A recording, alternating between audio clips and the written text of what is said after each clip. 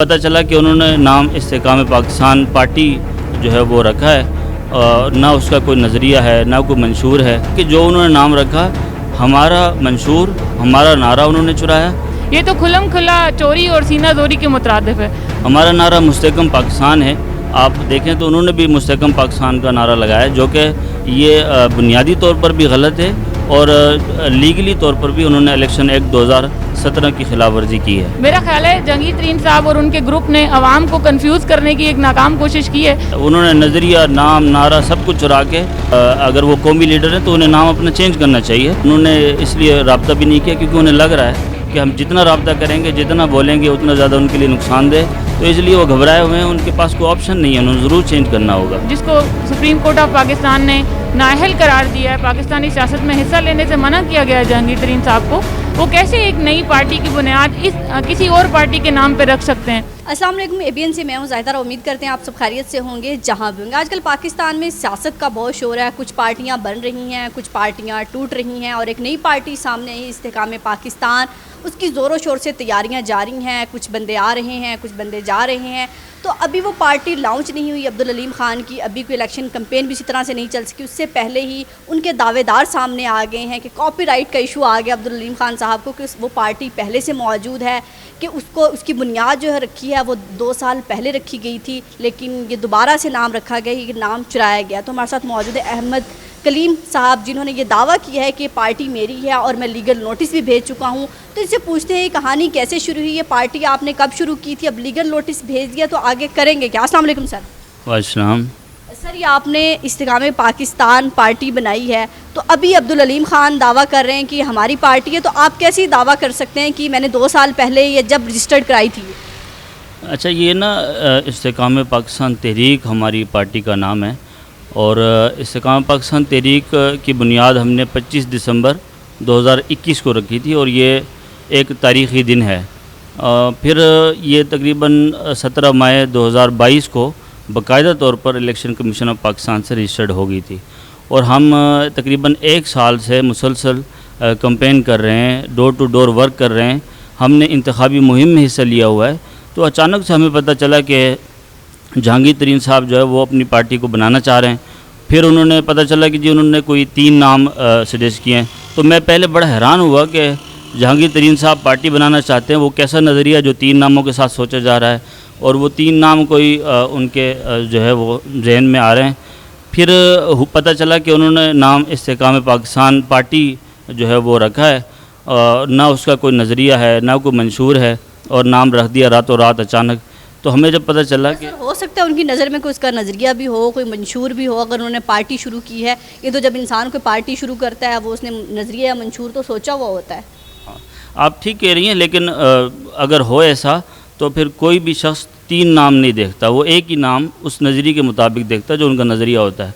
फिर हुआ यह कि जो उन्होंने नाम रखा हमारा मंशूर हमारा नारा उन्होंने चुराया और उसके मुताबिक उन्होंने जो है वो अपना नज़रिया पेश करने यानी अपना लेबल लगा दिया कि ये हमारा नज़रिया है, जो कि हम पहले से इस्तेमाल कर रहे हैं उसको इंतखाबी मुहिम में। उसका जो वो हमारे जो है नारा उसका हिस्सा रहा है। आपका नारा क्या है? हमारा नारा मुस्तहकम पाकिस्तान है। आप देखें तो उन्होंने भी मुस्तहकम पाकिस्तान का नारा लगाया जो कि ये बुनियादी तौर पर भी गलत है और लीगली तौर पर भी उन्होंने इलेक्शन एक्ट 2017 की खिलाफ वर्जी की है। सर, आपने कहा है, आपने प्रेस कॉन्फ्रेंस भी की है और आपने दावा भी कर दिया है कि पार्टी का मंशूर सब कुछ हमारा चुराया गया है। तो अब आपने लीगल नोटिस भेजा, इलेक्शन कमीशन आप गए हैं, तो आपको कोई लग रहा है कोई आप उसको फीडबैक मिला है, आप ये मुकदमा जीत जाएंगे कि आप 2021 में इस पार्टी का दावा कर रहे हैं? जी बिल्कुल, हम पूरी उम्मीद हैं कि हम ये जीत जाएंगे। उसकी वजह यह है कि जो इलेक्शन एक्ट 2017 उसमें लिखा है वाज़े तौर पर कि कोई भी पार्टी मिलते जुलते नाम से नहीं बनाई जा सकती। ये तो सिर्फ पार्टी का मसला नहीं है, उन्होंने नज़रिया नाम नारा सब कुछ चुरा के अपना लेबल लगाया। तो ये तो मेरा ख्याल है कि अगर वो सेंसिबल पर्सन हैं और अगर वो कौमी लीडर हैं तो उन्हें नाम अपना चेंज करना चाहिए। ये बिल्कुल उन्होंने खिलाफ वर्जी की है इलेक्शन एक्ट की।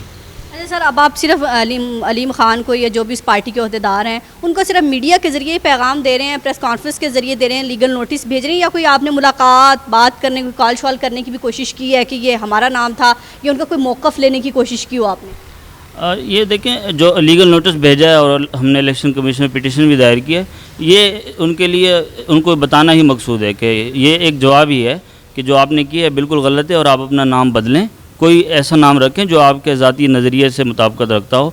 यही हमने उनको जवाब दे दिया, हमें ज़रूरत नहीं है और हम पूरा इस पर हर फॉर्म पर जो है इसका मुकाबला करेंगे। तो लीगल नोटिस के बाद उन्होंने आपसे कोई कांटेक्ट करने की कोशिश की हो कि आपको कोई गलतफहमी हुई है, हमने आपकी तहरीक है, हमारी पार्टी है, कोई ऐसा कोई मौक़िफ़ आया है? मुझे लगता है वो बिल्कुल घबरा गए हैं और उन्हें बिल्कुल आइडिया नहीं है, उन्हें समझ नहीं आ रही कि हमें क्या करना है और उन्होंने इसलिए रब्ता भी नहीं किया क्योंकि उन्हें लग रहा है कि हम जितना रब्ता करेंगे, जितना बोलेंगे उतना ज़्यादा उनके लिए नुकसानदेह, तो इसलिए वो घबराए हुए हैं। उनके पास कोई ऑप्शन नहीं है, उन्हें ज़रूर चेंज करना होगा।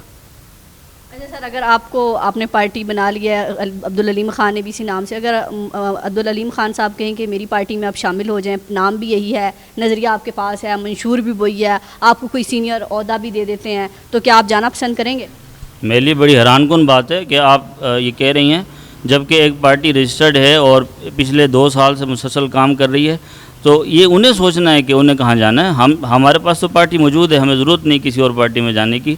और जहांगीर तरीन साहब, अलीम ख़ान साहब पार्टी बनाना चाहते हैं अपने नाम से, अपने नज़रिए से, जितनी मर्जी पार्टियाँ बनाएं, हमें कोई एतराज़ नहीं है, लेकिन इस नाम से हम ये पार्टी रजिस्टर्ड नहीं होने देंगे। अच्छा, आप तो नहीं जाएंगे? आपने कहा कि मुझे हैरानगी हो रही है, अगर इस्तेकाम पाकिस्तान तहरीक में वो शामिल होना चाहें पाकिस्तान को इस्तेकाम करने के लिए, तो आप उनको शामिल करेंगे?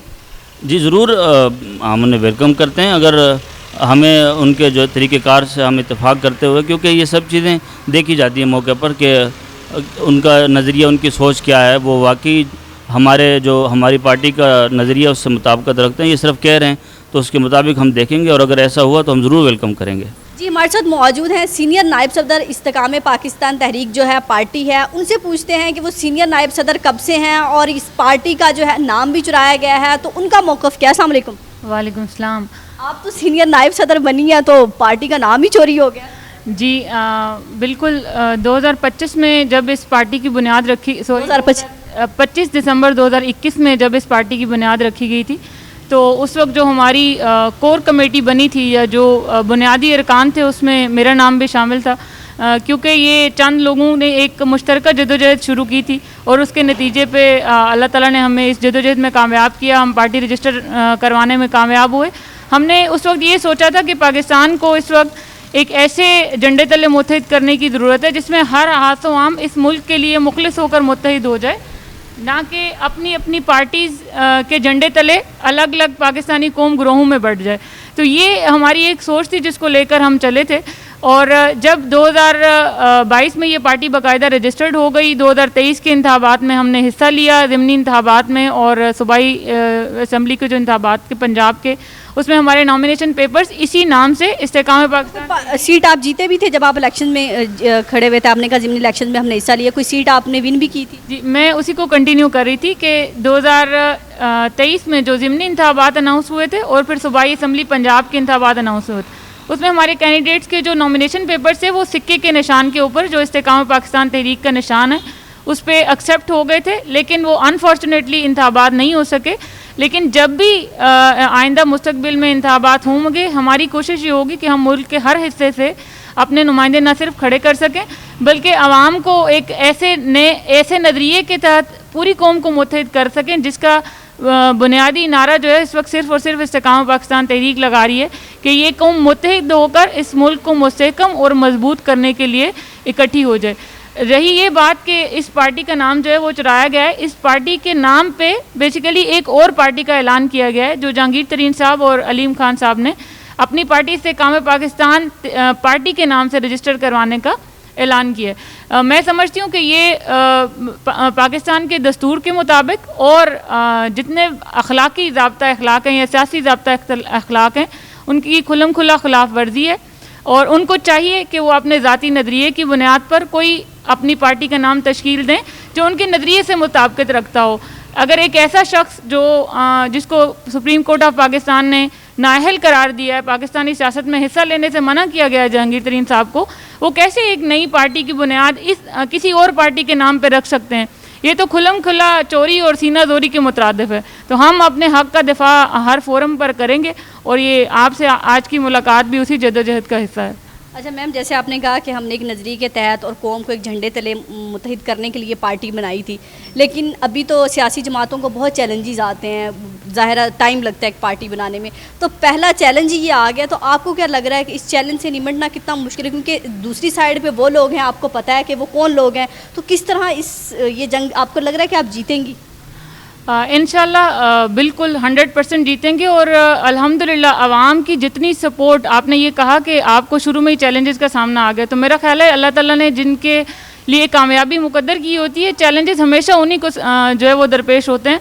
और पाकिस्तान में इस वक्त तकरीबन 150 के करीब सियासी जमातें रजिस्टर हैं। उसमें अगर ये एजाज़ इस्तेकाम पाकिस्तान तहरीक को मिला है कि with in 1 year of registration आदि तकरीबन पूरी कौम जो है वो इसके नाम से वाकिफ़ हो गई है, उसकी पहचान उसको मिल गई है, तो मेरा ख्याल है हमें तो शुक्रगुजार होना चाहिए। ये किसी भी कौमी सियासी जमात के नाम पे एक नई जमात का रजिस्टर कराना और रातों रात लेबल लगा देना, अपनी एक जमात जो इलेक्शन कमीशन ऑफ पाकिस्तान से रजिस्टर्ड है, मैं इस बात को समझने से कासिर हूँ कि उनके जो एडवाइज़र्स थे या उनकी जो रिसर्च थी वो क्या थी कि उन्होंने रातों रात एक नाम सोचा। मुझे लगता है उन्होंने इलेक्शन कमीशन की वेबसाइट से एक नाम उठाया और तो वो अपनी पार्टी बनाने का ऐलान कर दिया, जबकि ऐलान ये किया गया है कि मंशूर इसका तैयार कर लिया जाएगा। मैं हैरान इस बात पे हूँ कि ये वाहिद सियासी जमात है जो अपना नाम देने के बाद कह रही है कि मंशूर बाद में तैयार किया जाएगा। सियासी जमातें तो हमेशा किसी ना किसी नज़रिए की बुनियाद पे बनती हैं। फिर आपने कहा कि चैलेंज जो दरपेश है इस वक्त सोशल मीडिया के ऊपर, अगर आप देखें या ओवरऑल आवाम के पास अगर आप जाएं